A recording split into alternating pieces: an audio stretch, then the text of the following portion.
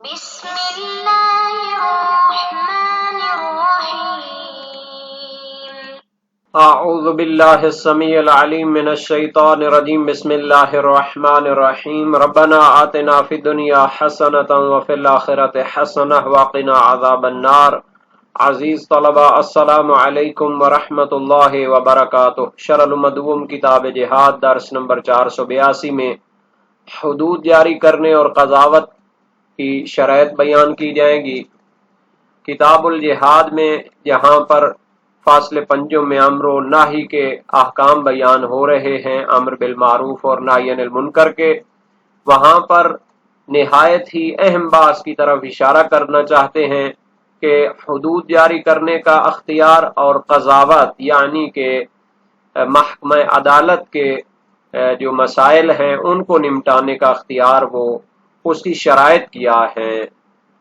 حدود و قضاوت کے لیے فقیہ جامع و شرائط ہونے کی شرط ہے۔ شیعہ فقہا میں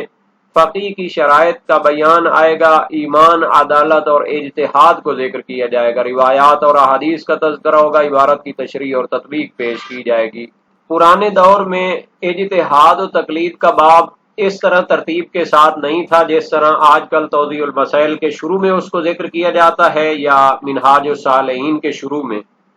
بلکہ اس کو امر بالمعروف اور نہی عن المنکر کے باب میں یا پھر کتاب القضاوت میں یا پھر دوسری ابحاث کے ضمن میں اس کو ذکر کیا جاتا تھا اور اس کی شرائط وغیرہ کو بیان کیا جاتا تھا۔ تو شہید اول و ثانی نے یہاں پر ذکر کیا ہے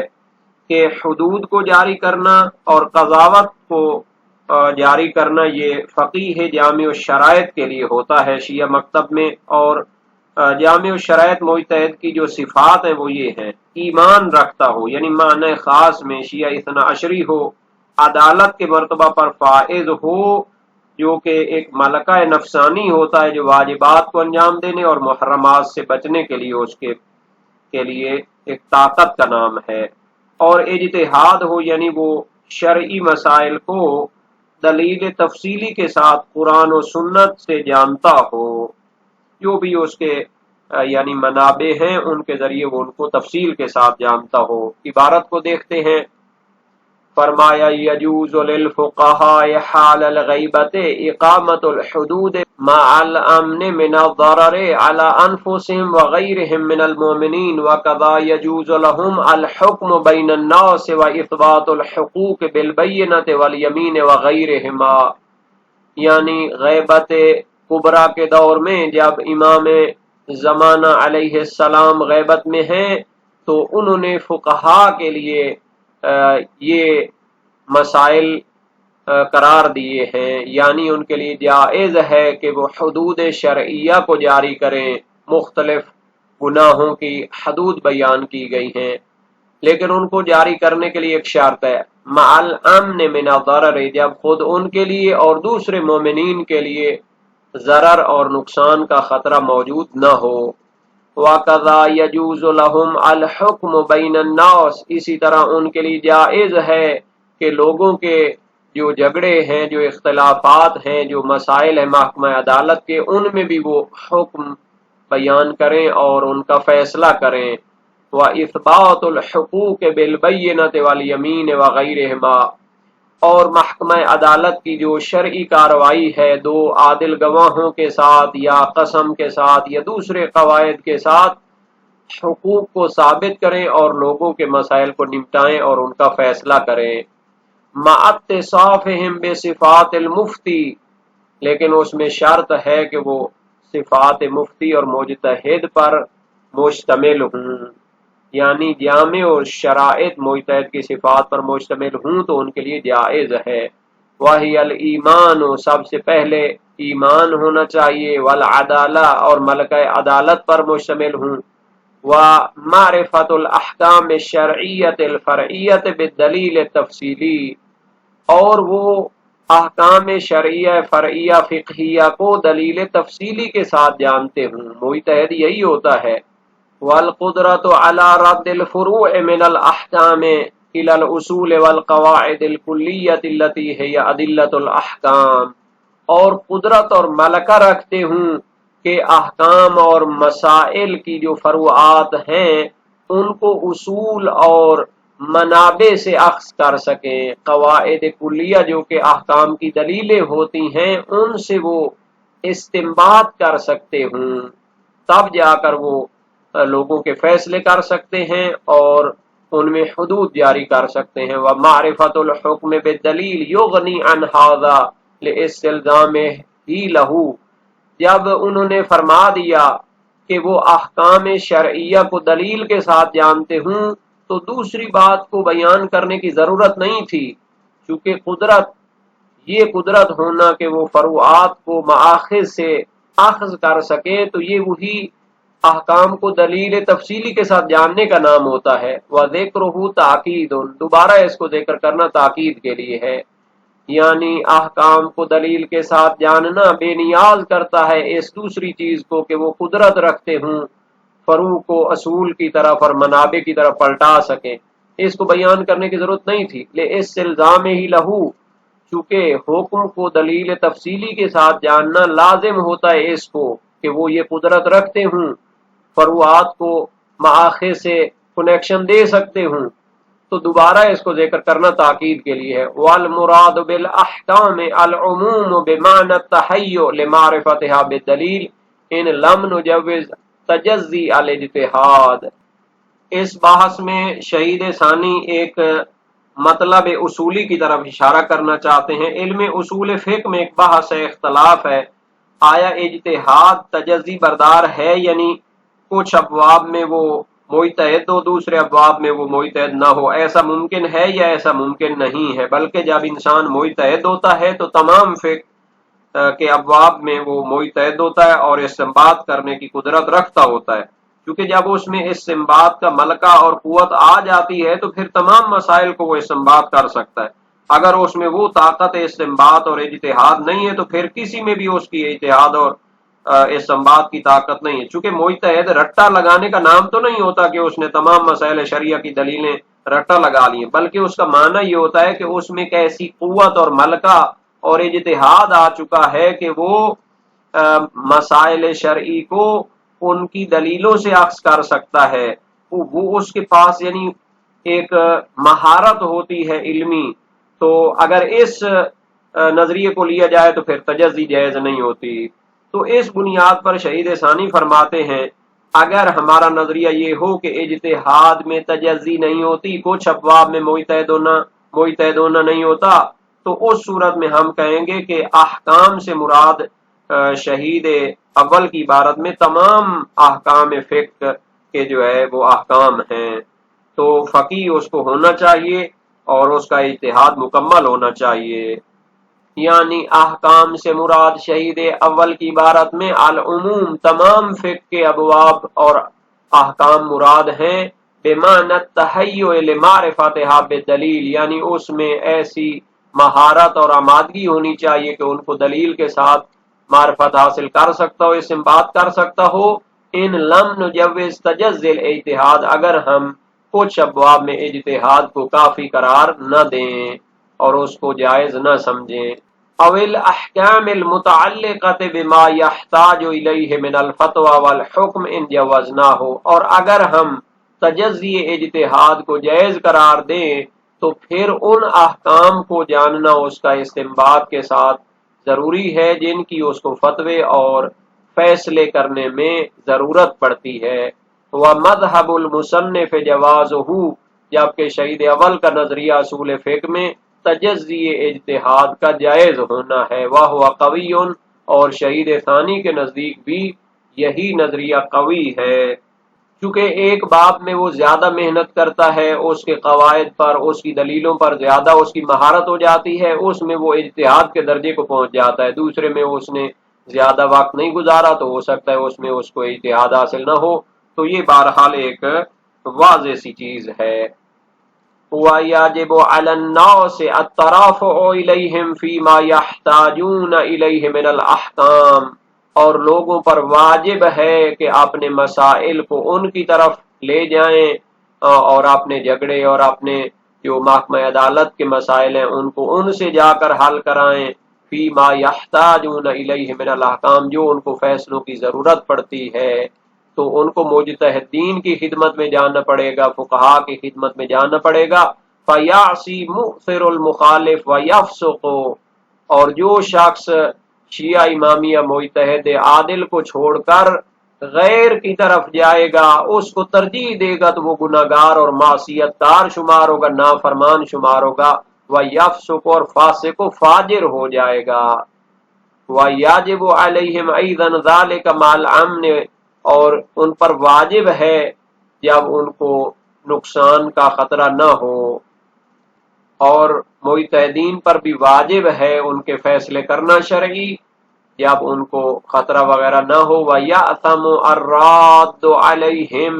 اور جو شخص مومنین میں سے مجتہدین کو رد کرے گا تو وہ گناہگار شمار ہوگا، معصیت کار شمار ہوگا۔ لِأَنَّهُ كَالرَّادِّ عَلَى نَبِيِّهِمْ صلی اللہ علیہ وآلہ وسلم وَأَئِمَّتِهِمْ عَلَيْهِمُ الصَّلَاةُ وَالسَّلَامُ، چونکہ جو شخص مجتہدین جامع الشرائط اور جو کہ عادل ہیں، جو کہ فقیہ ہیں، ان کو رد کرتا ہے تو وہ ایسا ہے جیسے وہ نبی اکرم صلی اللہ علیہ وسلم کو اور ائمہ معصومین کو رد کرتا ہے۔ وعلی اللہ تعالی، گویا کہ وہ اللہ تعالی کو رد کرتا ہے۔ وَهُوَ عَلَى حَدِّ الْكُفْرِ بِاللَّهِ، اور یہ ایسے ہے جیسے کوئی اللہ تعالیٰ کا انکار کرے۔ ایسا کیوں ہے؟ شہید ثانی فرماتے ہیں عَلَى مَا وَرَدَ فِي الْخَبَرِ، چونکہ روایت میں موجود ہے، اور یہ روایت مقبولہ ہے، فقہا میں مشہور ہے، مقبول عمر بن حنظلہ کے حوالے سے امام صادق علیہ السلام کے شاگرد ہیں، اور یہ طولانی روایت ہے، کئی محدثین نے اس کو ناقل کیا ہے، جیسا کہ محدث محمد بن یعقوب کولینی نے کافی شریف میں، اور شیخ صدوق علیہ الرحمہ نے اس کو اپنی کتابوں میں ناقل کیا ہے۔ اور یہ روایت امام صادق علیہ السلام سے سوال کیا،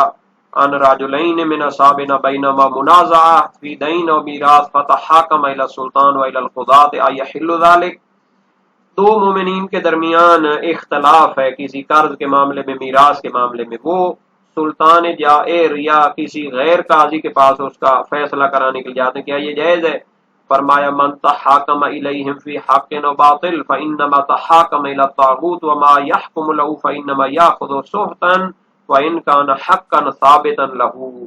یعنی جو بندہ شیعہ مجتہدین اور عادل مجتہدین کو چھوڑ کر حق میں ہو یا باطل میں ہو غیر کی طرف جاتا ہے فیصلے کرانے کے لیے تو وہ طاغوت کی طرف جاتا ہے، اور جو اس کے لیے فیصلہ کیا جاتا ہے تو وہ حرام کھاتا ہے، اگرچہ اس کے لیے حق بنتا تھا لیکن اس نے جو طریقہ اختیار کیا چونکہ وہ باطل ہے، اس لیے یہ پیسہ بھی اس کے لیے حرام ہوگا۔ لأنه آخذه بحکم طاغوت، چونکہ اس نے غیر شیعہ امامیہ عادل فقیہ کے علاوہ سے اس کو حاصل کیا ہے۔ وما امر اللہ ان یکفر بہ، اللہ نے اس سے دوری کا حکم دیا۔ قال اللہ تعالی یریدون ان یتحاکموا الی الطاغوت وقد امروا ان یکفروا بہ، وہ طاغوت کے پاس فیصلہ کرانا چاہتے ہیں حالانکہ ان کو ان سے انکار کرنے کا حکم دیا ہے۔ قلت فکیف یصنعان، میں نے عرض کی وہ کیسے اپنا فیصلہ کرائیں؟ قال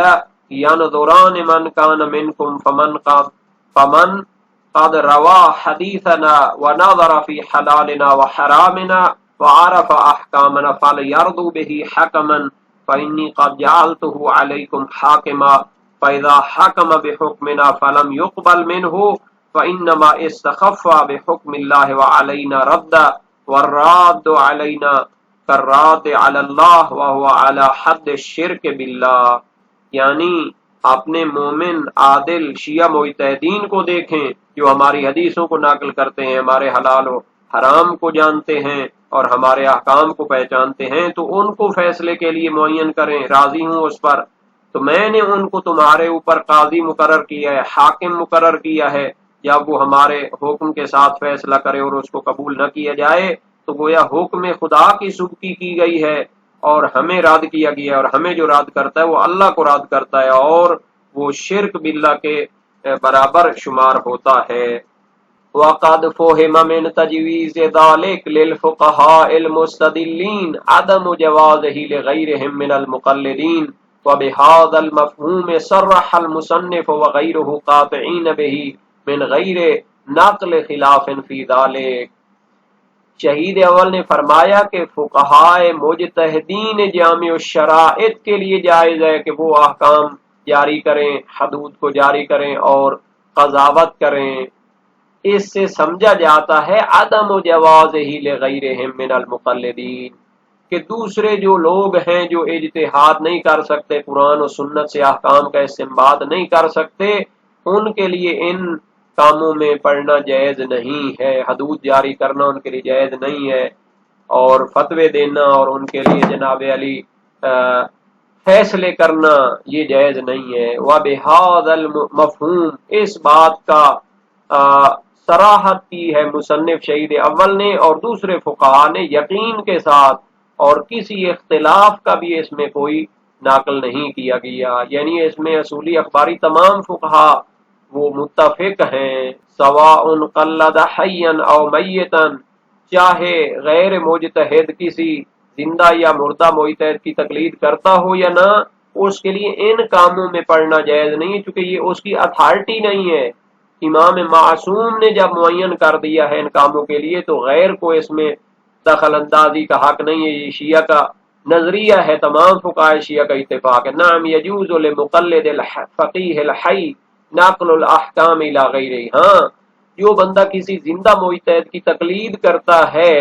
اس کے لیے اتنا جائز ہوتا ہے کہ وہ اس کے احکام کو دوسرے مومنین تک پہنچا دے، ان کو نقل کر دے، ان کو تبلیغ کر دے۔ فذلک لا یعد افتاء، لیکن یہ ناقل احکام کرنا، کسی مجتہد کے نظریے کو آگے بیان کرنا، یہ افتاء شمار نہیں ہوتا۔ فتویٰ ایک نہایت ہی سنگین اور اہم کام ہے، یعنی کہ قرآن و سنت کی روشنی میں ایک نظریہ اختیار کرنا ہے، ایک شرعی مسئلے کا حل تلاش کرنا ہے۔ اما الحکم فیمتنع مطلقا للاجماع علی اشتراط اہلیت الفتوی فی الحاکم حال حضور الامام وغیبتہ، جبکہ محکمہ عدالت میں فیصلہ کرنا تو بطور مطلق دوسروں کے لیے ممنوع ہے، کیونکہ شیعہ فقہا کا اجماع اور اتفاق موجود ہے کہ قاضی اور حاکم جو ہوتا ہے اس میں اہلیت فتویٰ کی شرائط ہونی چاہیے، چاہے امام معصوم کے زمانے میں وہ فیصلہ کرنا چاہے یا غیبت کے دور میں فیصلہ کرنا چاہے۔ تو یہ ہے وہ شیعہ نظریہ جس پر تمام فقہا کا اجماع ہے، ہر دور میں اجماع اور اتفاق ہے کہ شیعہ جو ہے وہ بغیر مجتہد اور فقیہ کے جو قرآن و سنت سے احکام کو استنباط کر سکتا ہو، کسی دوسرے کو دینی مسائل میں اتھارٹی نہیں دیتے، یعنی نہ اس کے فیصلے کو شرعی سمجھتے ہیں اور نہ ہی اس کے استنباط کو شرعی سمجھتے ہیں، نہ ہی حدود و تعزیرات میں اس کو شرعی حیثیت دیتے ہیں۔ تو خلاصہ یہ ہو گیا کہ حدود شرعیہ کو جاری کرنا مجتہدین جامع شرائط کے علاوہ کسی انسان کے لیے جائز نہیں ہے، چونکہ اگر ہر کوئی حدود و تعزیرات کو جاری کرنے لگے تو معاشرے میں حرج مرج اور فساد لازم آئے گا، حالانکہ شریعت نے نظم اور نسق کا حکم دیا ہے، ایک نظام کا حکم دیا ہے، تو وہ امام معصوم کے اذن سے ہو سکتا ہے یا جس کو انہوں نے منسوب کیا ہو، اس میں کوئی اختلاف نہیں۔ غیبت کے دور میں حدود کو جاری کرنا فقیہ کے لیے جائز ہے یا نہیں؟ مشہور فقہائے شیعہ کا نظریہ یہ ہے کہ جائز ہے۔ مقبولہ عمر بن حنظلہ جو طولانی روایت ہے، وسائل الشیعہ باب 11 ابواب و صفات القاضی میں موجود ہے، اس کا کچھ ہی سامنے بیان کر دیا، اور ابو خدیجہ سالم بن مکرم جمال کی روایت امام صادق علیہ السلام سے، اس میں بھی اسی طرح ہے کہ ایاکم ان یحاکم بعضکم بعضا الی اہل الجور ولکن انظروا الی رجل منکم یعلم شیئا من قضایانا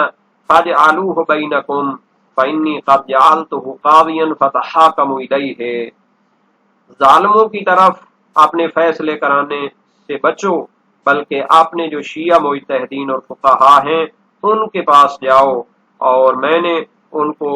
تمہارے لیے قاضی اور حاکم قرار دیا ہے، ان سے فیصلے کراؤ۔ اسی طرح ان کی دوسری روایت ہے تہذیب الاحکام میں، امام صادق علیہ السلام نے ہمارے اصحاب کے پاس پیغام بھیجا، قل لهم ایاکم اذا وقعت بینکم خصومہ و تداری فی شیء من الاخذ والعطاء ان تحاکموا الی احد من هؤلاء الفساق اجعلوا بینکم رجلا قد عرف حلالنا وحرامنا فانی قد جعلته قاضیا وإیاکم ان یخاصم بعضکم بعضا الی السلطان الجائر۔ تو یہ انہی ابواب میں موجود ہیں۔ امام زمانہ عجل اللہ فرجہ الشریف کی توقیع مشہور ہے، اما الحوادث الواقعۃ فرجعوا فیہا الی رواۃ حدیثنا فانہم حجتی علیکم وانا حجت اللہ۔ جو جدید واقعات میں پیش آتے ہیں تو ہماری احادیث کو روایت کرنے والوں کی خدمت میں جاؤ کہ وہ تم پر حجت ہیں اور میں اللہ کی طرف سے ان پر حجت ہوں۔ تو یہ جو اجتہاد کا کنسیپٹ ہے شیعہ مجتہدین میں، چاہے وہ اصولی ہوں چاہے وہ اخباری ہوں، وہ قرآن و سنت محور ہوتا ہے۔ تو ائمہ معصومین نے ان کو معین کیا ہے۔ تو جو مومنین دین شناس ہیں اور احکام کی پابندی کرتے ہیں، ان کو اہل بیت کے احکام کی روشنی میں ان کی طرف اپنے مسائل لے جانے پڑیں گے۔ جبکہ بعض روایات میں جیسا کہ حفص بن غیاث کی امام صادق علیہ السلام سے روایت ہے، تو اقامہ حدود و تعزیرات کو وظائف سلطان میں سے قرار دیا۔ اس وجہ سے محقق ہلی نے اور علامہ ہلی نے اپنی بعض کتابوں میں اس میں توقف کیا ہے، بلکہ ابن زہرہ اور ابن ادریس ہلی نے اس کے لیے جائز قرار نہیں دیا۔ یہاں پر ایک چیز کو سمجھنے کی ضرورت ہے، یہ جو فیصلہ ہوتا ہے یہ فتوے کے علاوہ ہے اور فتویٰ روایت یا آیت کو پڑھنے کے علاوہ ہے۔ بہت سارے اخباری ٹائپ لوگ ہوتے ہیں، وہ حدیث اور قرآن کی جو تفاسیر وغیرہ وہ ترجمے ہو چکے ہیں اس کو پڑھ کے کہتے ہیں کہ ہم نے احکام شرعی کو حاصل کر لی ہے۔ ایسا نہیں ہے۔ حکم تو بہرحال وہ اختلافی مسائل کو سن کر اس کی گواہیاں اور اس کے یمین اور قسم وغیرہ جو بھی اس کے قوانین شرعی ہیں وہ ایک فیصلہ کرنا ہوتا ہے، تو فیصلہ نافذ ہوتا ہے جب شرعی طور پر وہ جاری ہوا ہو۔ فتویٰ بھی جناب علی وہ ترجمے والی کتابیں پڑھ کے احکام کو سمجھنا نہیں ہوتا، بلکہ تمام آیات اور روایات منقولہ کو یعنی کہ تحقیق کر کے ان کے عموم و اطلاقات و باقی سارے مسائل کو سمجھ کر ایک استنباط ہوتا ہے۔ یہ بات چونکہ مومنین کو اکثر سمجھ میں نہیں آتی تو وہ کہتے ہیں ہم خود ہی مجتہد ہیں، سیدھا ترجمہ نہیں آتا عربی سے، مثلا سورہ فاتحہ کا یا اس طرح وہ ترجمہ کر کے تو وہ سمجھتے ہیں ہم مجتہد بن گئے ہیں۔ ایک شخص ہے، وہ شاید ابھی وکیل کے درجے پر ہے، تو اس نے کتاب لکھ ڈالی ہے کہ احکام دین بزبان چاردہ معصومین۔ تعجب ہوتا ہے کہ اگر اس طرح بغیر پڑھے کہ وہ جناب مجتہد بن سکتے ہیں اور چند حدیثیں جمع کر کے وہ فقیہ بن سکتے ہیں، تو پھر ان کے اوپر جج بننا پھر ان پڑھوں کے لیے جائز ہو جائے گا۔ حالانکہ ادھر تو وہ اجازت نہیں دیتے، لیکن دین مبین اسلام میں وہ کہتے ہیں کہ بغیر پڑھے کہ ہم مجتہد بن گئے، فتوے کی کتابیں لکھ رہے ہیں۔ باقی جہاں پر تجزی اجتہاد کا مسئلہ ہے تو اس میں اختلاف موجود ہے، اس کی تحقیقات اور تفصیلات علم اصول فقہ میں موجود ہیں، جیسا کہ کفایہ کی شروحات اور باقی جو مجتہدین کی استدلالی کتابیں ہیں۔ قرآن و سنت سے استنباط کیا جاتا ہے، ان میں جو اختلافات ہوتے ہیں وہ سارے قرآن و سنت کے گرد دائر ہوتے ہیں۔